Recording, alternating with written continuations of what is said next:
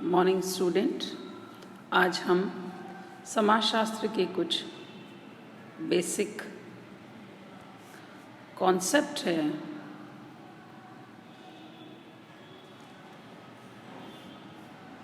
Society,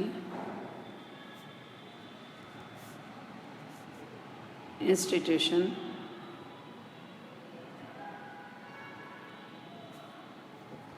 community and समिति, इसके बारे में बात करते हैं।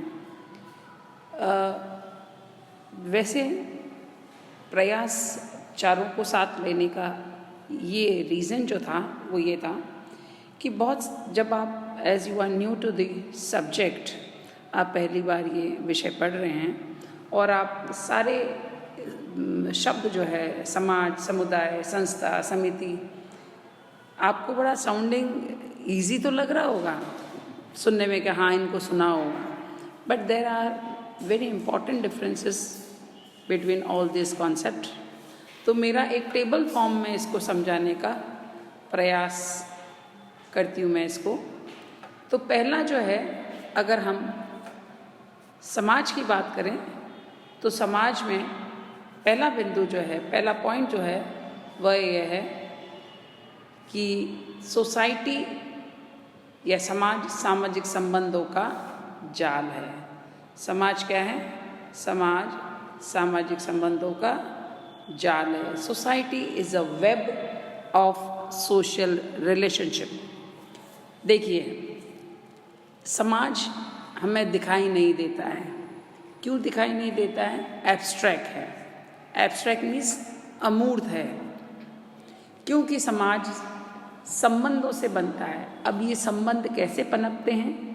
जब दो या दो से अधिक व्यक्ति के मध्य या तो डायरेक्ट कांटेक्ट होता है या इनडायरेक्ट कांटेक्ट होता है।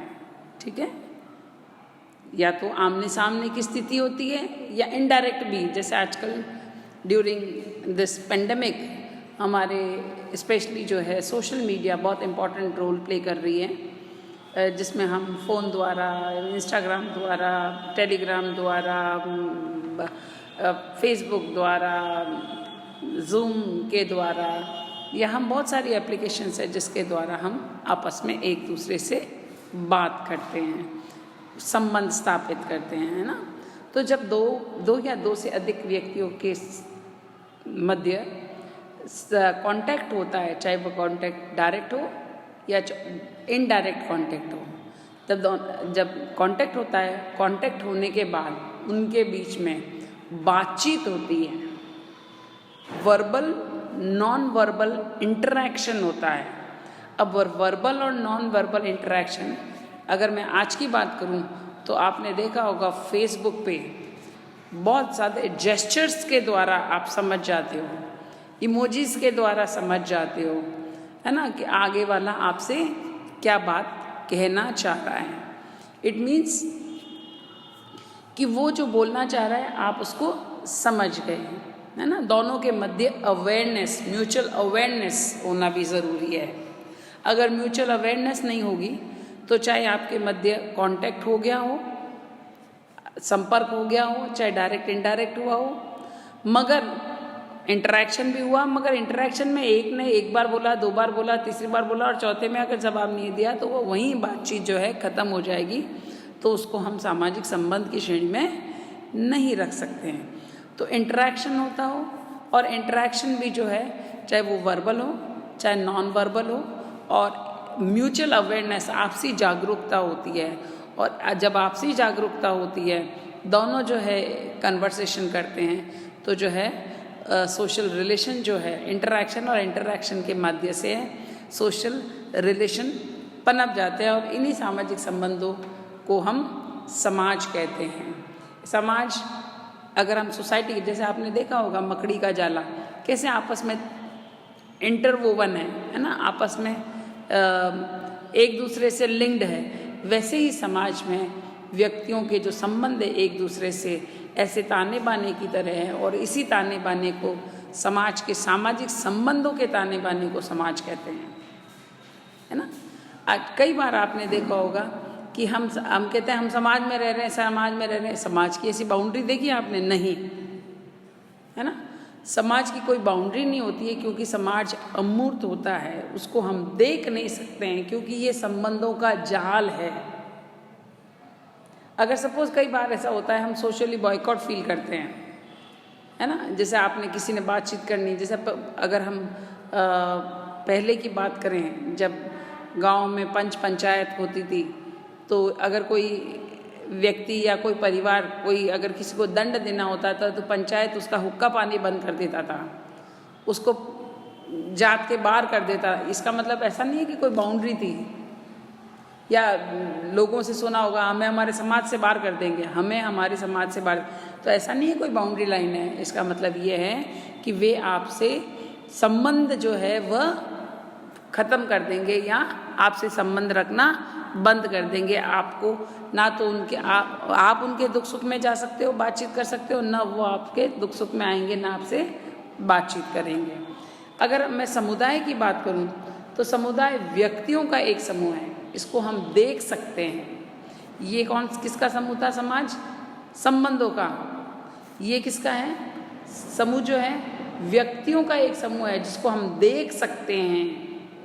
इसलिए जब हम देख सकते हैं तो हम क्या करते हैं? ये क्या है? मूर्त है। इसको हम देख नहीं सकते थे समाज को, इसलिए हम क्या कहते हैं इसको? ये अमूर्त है। फिर हम अगर संस्था की बात करते हैं तो संस्था व्यक्तियों का समूह है, क्यों न होकर नियमों, विधि विधानों एवं कार्य प्रणालियों का ही एक व्यवस्था है। जैसे सपोज मैं आपको एग्जाम्पल दूं, परिवार या विवाह, है ना। विवाह एक संस्था है, परिवार एक संस्था है, जिसमें जैसे हम अगर नियमों और विधि विधानों और कार्य प्रणाली, जैसे आपने देखा होगा परिवार में छोटे बच्चों का रियरिंग एंड बियरिंग, बड़े करने का काम कौन करता है? परिवार करता है। उनका सामाजिक आर्थिक पोषण कौन करता है? समाज करता है। बच्चा जो है बायोलॉजिकल एंटिटी है, इसका सोशलाइजेशन कौन करता है? परिवार करता है। तो परिवार जो है, और अगर मैं विवाह की बात करूं तो विवाह जैसे बहुत इम्पोर्टेंट विवाह के उद्देश्य है। पहला धर्म, क्योंकि हमारे 16 संस्कारों में विवाह एक इम्पोर्टेंट संस्कार है और ये एक धार्मिक कर्मकांड है। दूसरा इसका ऑब्जेक्टिव है, धर्म के बाद है प्रजा मीन्स प्रोक्रिएशन ऑफ चाइल्ड, संतान की उत्पत्ति, कंटिन्यूटी ताकि रहे ह्यूमैनिटीज़ में, या ये जो मनुष्य जो है वह एज अ रेस इसकी निरंतरता रहे, इसलिए जो है वह प्रजा मतलब procreation of child. Then comes रति, फुलफिलमेंट ऑफ सेक्सुअल डिज़ायर। तो जो यौन संबंधों की पूर्ति जो है, इच्छाओं की जो पूर्ति है, ये रति। तो धर्म, प्रजा, रति, ये 3 ऑब्जेक्टिव्स होते हैं। और विवाह जो है आप भी जानते हो किस प्रकार से जो है 2 ऑपोजिट सेक्स के, हालांकि आजकल गे मैरिजेस भी होने लगी हैं और कई देशों में जो है इसको सरकारों ने जो है मान्यता दे दी है, मगर जनरली ये है जिसको हम आइडियल फॉर्म ऑफ मैरिज मानते हैं, वह है ऑपोजिट सेक्स के 2 व्यक्ति, और जिन्हें अगर हम अरेंज मैरिज की बात करें तो समाज के कुछ नियम कानून कायदे होते हैं। एक धार्मिक अनुष्ठान के रूप में जो है, अगर मैं हिंदू मैरिज की बात करूं तो फेरे लेके जो है विवाह किया जाता है। तो ये एक कार्य प्रणाली हो गई, नियमों विधि विधानों का एक सिस्टम है, और इस सिस्टम के द्वारा इन ऑब्जेक्टिव्स की पूर्ति होती है। वैसे ही परिवार जो है, परिवार के फंक्शंस होते हैं, कार्य होते हैं, biological function, social function, psychological function, economic function, ये सब फंक्शंस होते हैं, कार्य होते हैं परिवार के, जो परिवार अपने उद्देश्य की पूर्ति करता है। तो संस्था जो है ये भी अमूर्त होती है, इसको भी हम नहीं देख सकते हैं। क्यों नहीं देख सकते हैं? समाज संबंधों का जाल था, संबंध अच्छे हैं, बुरे, प्रेम के हैं, करुणा के हैं, घृणा के हैं, इसको हम देख नहीं सकते हैं। कोई थर्मामीटर बैरोमीटर नहीं है जो हम नाप सकते हैं। बट समुदाय की बात है, समुदाय मूर्त होता है, हम व्यक्तियों के समूह को देख सकते हैं। संस्था जो है वह एक बॉडी ऑफ लॉ है, नियमों की एक प्रणाली है, सिस्टम है, और उसको हम देख नहीं सकते हैं, बस उसको हम महसूस कर सकते हैं। हमारे सामने अगर शादी हो रही है तो हम देख सकते हैं कि हाँ भाई ये करेंगे तो शादी होगी, है ना, एक सिस्टम होता है, एक नियम होता है। तो इसको ये क्या होता है, अमूर्त है, ये मूर्त नहीं है। फिर हम बात करते हैं समिति की। समिति भी व्यक्तियों का समूह है, जस्ट लाइक समुदाय ये समूह है। समिति समुदाय का ही एक अंग है। समिति भी जो किसका अंग है, एक समुदाय का अंग है। समिति के साधारण उपभाग नहीं होते हैं, जनरली इसके कोई उपभाग नहीं होते हैं। व्यक्ति अपनी इच्छा से समिति का सदस्य बनता है। समिति को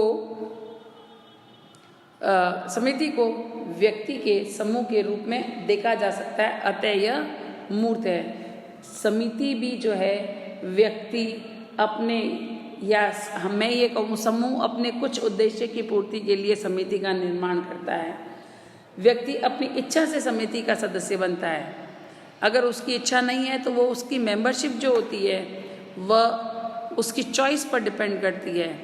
अब आप किस परिवार में पैदा हुए या आपकी चॉइस नहीं है ना, इसकी सदस्यता कोई बाय चॉइस नहीं है, इसकी भी सदस्यता जो है बाय चॉइस नहीं है, बट इनकी सदस्यता जो है बाय चॉइस है।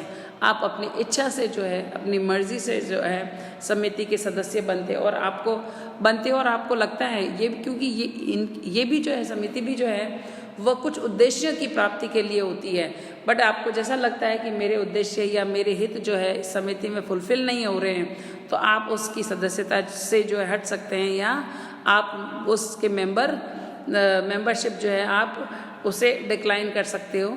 तो ये क्या है, अमूर्त है, मूर्त है। मूर्त का मतलब आप इसको देख सकते हो। देखिए, सोसाइटी एब्स्ट्रैक्ट है, अमूर्त है, जिसको आप नहीं देख सकते हो। वैसे ही संस्था भी जो है वह अमूर्त है, आप इसको देख नहीं सकते हो। समुदाय और समिति ये दोनों मूर्त है। मूर्त मीन्स कॉन्क्रीट है, इसको आप देख सकते हो। आपके सामने अगर एक समुदाय के लोग खड़े हैं तो आप सपोज फॉर एग्जांपल अगर तिलक वगैरह लगा लोगों के, अगर कोई ग्रुप ऑफ पीपल आपके सामने, व्यक्तियों के समूह, तो आप ये कह सकते हो ये हिंदू धर्म को मानने वाले या हिंदू समुदाय के लोग हैं, या ईसाई समुदाय के लोग हैं, या मुस्लिम समुदाय के लोग हैं। आप एक समुदाय जो है, देखो मैं यहाँ धर्म काम नहीं ले रही हूँ, समुदाय के लोग, उस धर्म को मानने वाले समुदाय के लोग है ना। और समिति जो है वो एक समिति जो है वो व्यक्तियों की इच्छा पर निर्भर करती है, और व्यक्ति जब चाहे उसकी सदस्यता से जो है वो अपनी इच्छा से वो उससे क्विट कर सकता है। तो पहला अगर हम बात करें तो संस्था और समाज, मेंबरशिप ऑलमोस्ट कंपलसरी होती है, और मेंबरशिप जो है नेचर जो है वो एब्स्ट्रैक्ट है, आप उसको देख नहीं सकते हो। समिति की मेंबरशिप नॉन परमानेंट होती हैं, आप अपनी इच्छा से इसकी मेंबरशिप से क्विट कर सकते हो जब चाहे। समुदाय जो है वो सपोज बाय द वे अगर किसी धर्म को मानने की बात करती हूँ तो समुदाय भी जो है, आप अगर उस समुदाय से हट जाते हो अपनी इच्छा से, suppose if I adopt an another religion, मैं कोई और धर्म अपनाना चाहती हूँ, तो मैं उस पहले वाले धर्म समुदाय से जो मेरी मेंबरशिप है वो ऑटोमेटिकली, या मैं कहूँ जब मैंने दूसरा धर्म अपना लिया है तो उससे मेरी मेंबरशिप जो है वह ख़त्म होती है। तो इनकी मेंबरशिप जो है वो ऑलमोस्ट परमानेंट होती है। मगर हालांकि अगर मैं ये बात कहूँ, अगर मैरिज की बात कहूँ, तो डाइवोर्स कॉन्सेप्ट आने से थोड़ा सा इसकी मेंबरशिप जो है, अभी अगर कोई व्यक्ति में विवाह करता है, दोनों की मेंबरशिप जो है वो परमानेंट होती है और व्यक्ति की इच्छा के अनुसार होती है। Thank you.